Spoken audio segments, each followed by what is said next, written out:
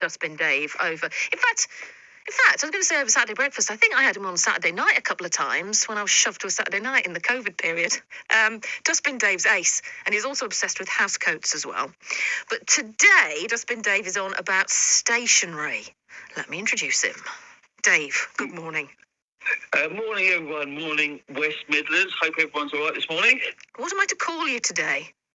Well, you can, probably Dave. Lots of people do call me Dustbin Dave, but yeah, Probably Dave. Dave will be fine. Stationary Dave today. Stationery Dave. Dave, your email. Let me just get them up. I love the fact that you've contributed to this interview before we've even done it, because you've taken photos and emailed me all your top 10 list of favourite stationery.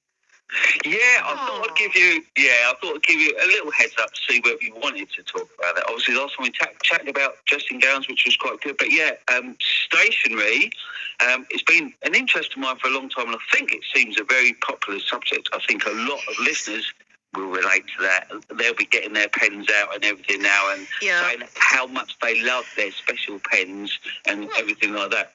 I think we all hark back to school, Dave, because I was thinking, because I am quite old, at school I had a wooden desk, and at the end of term you all had to sand the graffiti off the desks, and then beginning of term you'd have your little new pencil tin with your rubber. Tins always smelt of pencil lead and rubbers, didn't they? Stationery is so ingrained in us growing up.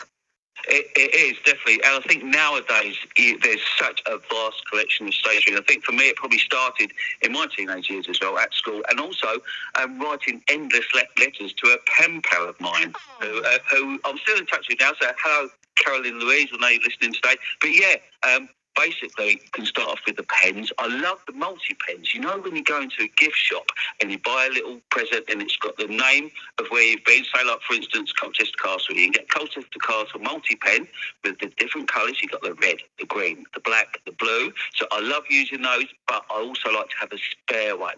If you're using the red on the multi-pen and it runs out, there's nothing worse than that. So have your spares ready. I have my spare reds. I have my spare blues. I have my spare blacks. And then, of course, you can go onto the fountain pens. The Sharpies my goodness. as well. Fountain pens. Fountain pens are great. They can be a bit messy. They're pretty more school days as well. We used to use them a lot, didn't we? Inks used to burst, and they all have your pencil case. Yeah, and Sharpies I love. I love the slimline Sharpies. Great for getting autographs from anyone you meet, or just in general. That really shows out a Sharpie. And the big marker pens. I love marker pens. Obviously, I mean, that's just a small subject with the pens. And of course, it's the ultimate. It's that click. Oh yeah, it's nice, like ASMR, isn't it? A pen clicking. People do that without realising, but when you think about it, you think, oh yeah, and then you have a look at that pen as well. And then, of course, apart from the pens, there's a vast amount of pens. You've got all the rubbers. And personally, on pencils, I love a rubber on a pencil. I find it much neater to rub out than a big rubber that probably take out the sentence above it and below it. Whereas with the little pencil rubbers, those tiny little things, they're so neat, and you can take out one letter nice and neatly. And then, of course, you've got your staples, your sellotape. The sellotape, I love a sellotape dispenser. Oh, and me. Because there's nothing worse than getting sellotape out, trying to find that beginning, and you start peeling it, and you end up peeling half of that bit of sellotape, and it's just a total mess, isn't it? So a sellotape dispenser, you can't beat a sellotape dispenser. Especially when you're wrapping Christmas presents, you only got one hand. Oh, yeah, so handy. And also, always have your spares. You don't want to be running out of sellotape when you're wrapping stuff up. Have some spares, like with everything, like with your rubbers. I have vast amounts of rubber spares. And I have almost a panic attack. When I start running out of something, I write it down on a Post-it note. That's another one. Yeah, or a little note to get some more stock in. And then you've got your pencil sharpeners. I think it's important to have a decent pencil sharpener. I think the cheap ones can break your pencil lead quite easily. So I think it's good to have a decent one. Keep to that, but also, again, have a spare because they can break. Then you've got your rulers, you've got your glue sticks, your Pritt sticks, the new command strips that are out at the moment, which are really good, and the ultimate blue tack. Everyone loves a bit of blue tack, don't they? They do, yeah, they do. I just love stretching that, and again, have spares with that. And there is so much out there. Of course, you've got your scissors as well. they come into it. I have spare pairs of scissors because nothing worse than cutting with a blunt pair of scissors. Oh, that's true. And then you've got a spare pair of scissors. Oh, envelopes. Everyone loves an envelope. I love the self-seal envelopes rather than the lit ones because I don't think they stick down properly, personally. And they don't taste good. No, they don't. The self-seal ones are really good. Folders, clear plastic folders with the different colours you get as well. Of course, the Post-it notes and lists on pads, the different line paper, the squares on the paper. You can have unlined paper, just A4 paper in general. I sort of love. And the ultimate, my prized possession. I know what you're going to say because I've got a picture of it in your bed in front of me. Yeah, my laminator. I love a laminator. I just love pressing the switch down so it heats up and then just sitting there patiently. It's nice and relaxing and waiting for that click when it's heated up. The green light goes on. Does it do something for you? And that's just so handy, especially for my two with their school timetables. They're often coming up to me saying, can you laminate this for me, Dad?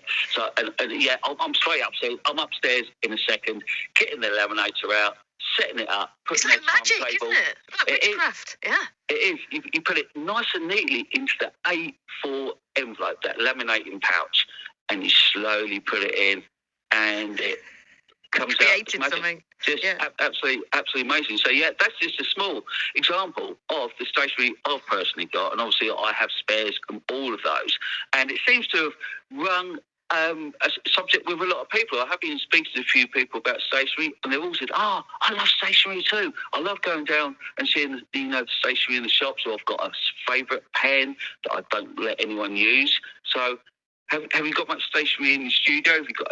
You must have a few pens on the go. I don't use anyone else's pens. I'm a bit funny about that. So I've got my little pencil case here, which I adore. That's got everything I'll ever need in it, and it's just in my little pencil case with caps on.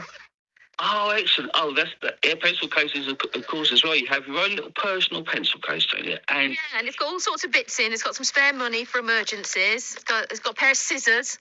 Don't go anywhere without scissors. Marker pens and highlighters and all sorts in here, yes. That sounds a great little collection there. It sounds as though that can double up as a little purse as well, your pencil case. That's brilliant.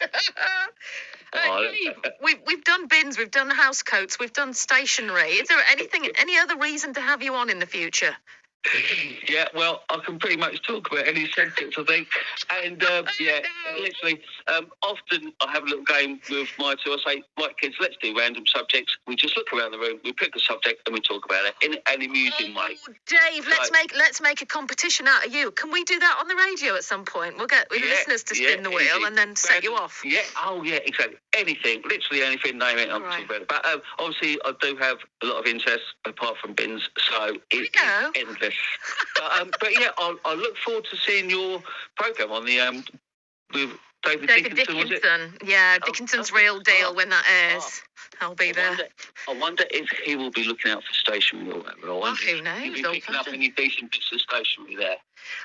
Listen, my brain's already going about making a competition out of you. I think we're going to call it Off He Goes.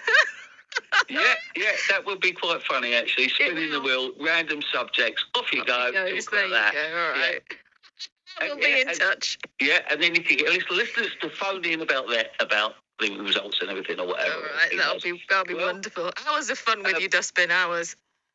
Yeah, that's going really well. I've had over 1,000 photos sent in now from all over the world, so it's great creating that bin awareness for people to be aware of their bins and to actually use them, which is the ultimate as well. Yes, which is the point.